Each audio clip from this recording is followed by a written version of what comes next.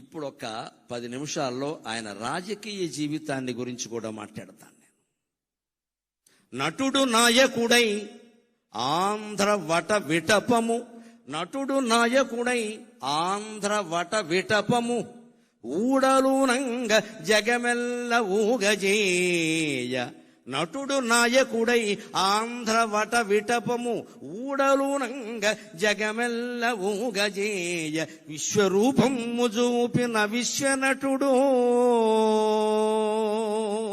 నటుడు నాయకుడై ఆంధ్ర వట విటపము, ఊడలునంగ జేయంగ, ఊడలునంగ జేయంగ, ఊడలునంగ జగమెల్ల ఊగజేయ.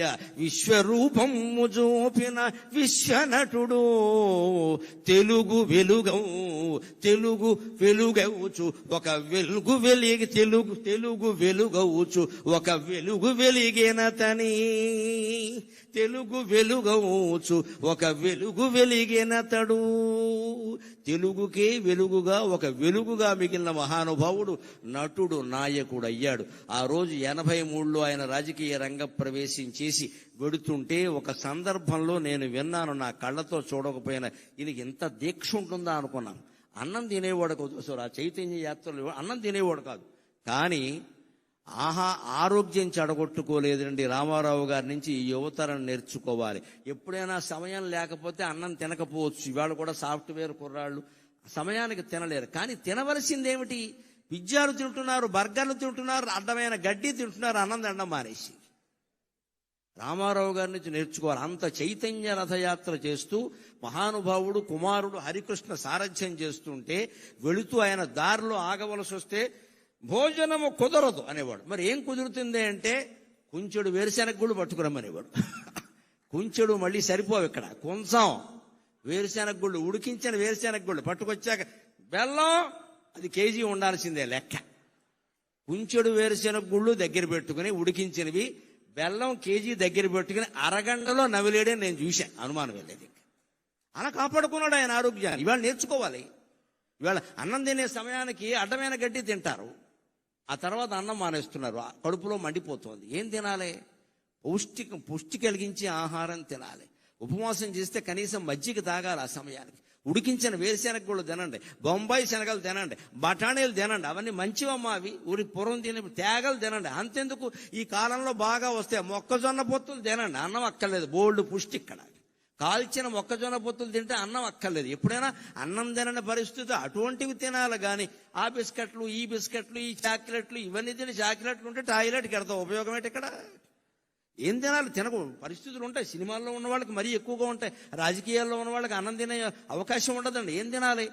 ఆరోగ్యం చెడిపోంది తినాలి. అందులో కూడా ఆయన క్రమశిక్షణ ఏమిటంటే అలా ఉడికించిన వేరుశెనగ గుళ్ళు బెల్లం లాంటి ఆహారం తినేవాడు తప్ప బయట ఏదో పట్టుకురమ్మని తినేవాడు కాదండి. నియమం అంటే నిష్ఠే, నియమం అంటే నియమమే, నిష్ఠ అంటే నిష్ఠమే. ఆయన నుంచి అది మనం నేర్చుకోవాలి. ఆ రకంగానే రాజకీయ జీవితాన్ని గడిపాడు. ఇంకొక మాట మనం చెప్పుకోవాలి. తెలుగుతనం, తెలుగు జాతి అంటే ఆయనకి ఎంత ఇష్టం అంటే ఆచరించి చూపించాడు. 89 నుంచి 94 వరకు ఆయన ప్రతిపక్షంలో ఉన్నారు. ప్రతిపక్ష నాయకుడుగా ఆయన పాత్ర ఆయన చేశాడు. నేను అసెంబ్లీకి రాను అని మాట్లాడలేదు, వచ్చాడు ఆయన ఖచ్చితంగా. స్పీకర్ గారు ఉండగా చెప్పుకోవలసిన మాట, ఆయన వచ్చాడు. అంత మహానటుడు, అంత మహానాయకుడు ఓడిపోయిన దశలో కూడా అసెంబ్లీకి వచ్చాడు. ఆయన కర్తవ్యం ఆయన నిర్వర్తించి ఇటువంటి వాళ్ళందరినీ నడిపించాడు ఆయన శుభ్రంగా. ఆ దశలో కూడా ఆయన మనోధైర్యాన్ని కోల్పోలేదండి. అంతేకాదు ఆత్మాభిమానాన్ని కోల్పోలేదు, ఆంధ్రాభిమానం కూడా కోల్పోలేదు.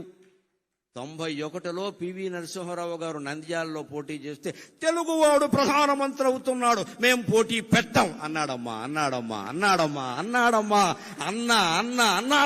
అన్నాడమ్మా. మరొక మొగాడు ఉన్నాడా? మరో మనిషి ఉన్నాడా? ఎంత స్వార్థం ఇవాళ రాజకీయాల్లో, ఎంత స్వార్థం. సానుభూతి చూపించవలసిన చోట కూడా పోటీలు పెట్టేస్తున్నారే. ఆయన శుభ్రంగా ఆయన నిలబడితే పివి నరసింహారావు గారి పరిస్థితి వేరుగా ఉండేది. చాలా కష్టం నెగ్గడం అది. అందులో సానుభూతి ఉంది ప్రజలకి. ఈయన పట్ల చాలా సానుభూతి ఉంది. ఈయన ఓడిపోయాడని ఏమవుతాడో తెలియదు. కానీ తెలుగువాడు ఇంతకాలానికి ప్రధానమంత్రి అవుతున్నాడు, నేను అడ్డుపడను, మా తెలుగుదేశం పార్టీ తరఫున పోటీ లేదు అని ప్రకటిస్తే నంద్యాలలో ఎప్పటికీ చెరిగిపోని మెజార్టీ వచ్చింది. పివి నరసింహారావుకి ఎన్టీ రామారావు దయ వల్ల వచ్చింది. ఎన్టీ రామారావు దయ వల్ల వచ్చింది. ఔదార్యం అంటే అది, ఔదార్యం అంటే అది. ఆయన సంచలనాలు చేశాడు, సరదాలు చేశాడు. సంచలనాలు చేశాడు, సరదాలు చేశాడు. రాజకీయాల్లో ఉండగా నిజంగా కార్టూనిస్టులందరికీ రోజు మ్యాటర్ దొరికింది అంటే ఎన్టీ రామారావు దయ్యానండి. ఏదో ఓ చలోక్తి విసిరేవాడు, ఏదో పని చేసేవాడు. అందులో ఆవేశమో ఆవేదనో ఏదో ఉండేది. దాని మీద వీళ్ళు జోక్ వేసుకునేవాళ్ళు. ఆయన దగ్గరికి వెళ్ళి ఎవరన్నా చూస్తే పోన్లేవయా వేసుకొని ఈ విధానికి వాడు బతుకుతాడు, లేకపోతే వాడు కార్టూన్ ఎవడో చూస్తాడనేవాడు తప్ప కక్షలు తీసుకునే, మీడియా మీద కక్ష తీసుకునే ప్రయత్నం రామారావు చేయలేదండి ఎప్పుడు కూడా. దాన్ని చాలా తేలిగ్గా, చాలా ఎన్ని కార్టూన్లు రామారావు గారి మీద వచ్చిన వ్యంగ్యమైన కార్టూన్లు మరి ఏ నాయకుడి మీద రాలేదండి. ఈనాడు శ్రీధర స్వతంత్రించి ఎంత సరదాగా వేసేవాడు, అవన్నీ సరదాగానే తీసుకున్నాడు ఆయన. అంతేకాదు ఇంకొక మాట చెప్పుకుని మనం సెలవు తీసుకుందాం. ఒక ప్రాంతీయ పార్టీ నాయకుడై ఉండి ఆంధ్రప్రదేశ్ అనే ఒకే ఒక రాష్ట్రానికి కొంతకాలం మాత్రమే ముఖ్యమంత్రిగా ఉండి నేషనల్ ఫ్రంట్ ఏర్పాటు చేసి కన్యాకుమారి నుంచి కాశ్మీర్ వరకు భారతదేశాన్ని ఏకం చేసి ప్రతిపక్షాల కూటమిని ఏర్పాటు చేసిన మహానుభావుడైన. సామాన్యమైన విషయం కాదు నేషనల్ ఫ్రంట్. పైగా ఇప్పుడు ప్రతిపక్షాలు కలుపుతున్న వాళ్ళు కూడా సాధించలేని విజయం ఆయన సాధించారు. అయ్యన్న పాత్రుడు గారికి నాకంటే బాగా తెలుసు ఈ విషయాలని. బీజేపీ కమ్యూనిస్టులు ఎప్పుడైనా కలుస్తారండి? అసలు సాధ్యమేనా అది? ఎవరైనా కలుస్తారు కానీ బీజేపీ కమ్యూనిస్టులు కలుస్తారా? ఉప్పు నిప్పులా ఉంటారు కదా, అటువంటి వాళ్ళందరినీ దేశం నాశనం అవుతోంది, మీరు కలవాలి, మీరు కలవాలి. ఇటు అద్వానీ వాజ్పేయిల్ని అటు కమ్యూనిస్టు నాయకుల్ని ఒప్పించి వీపీ సింగ్ ప్రభుత్వానికి మద్దతు సేకరించిన మహానుభావుడైన నిజం చెప్పాలంటే.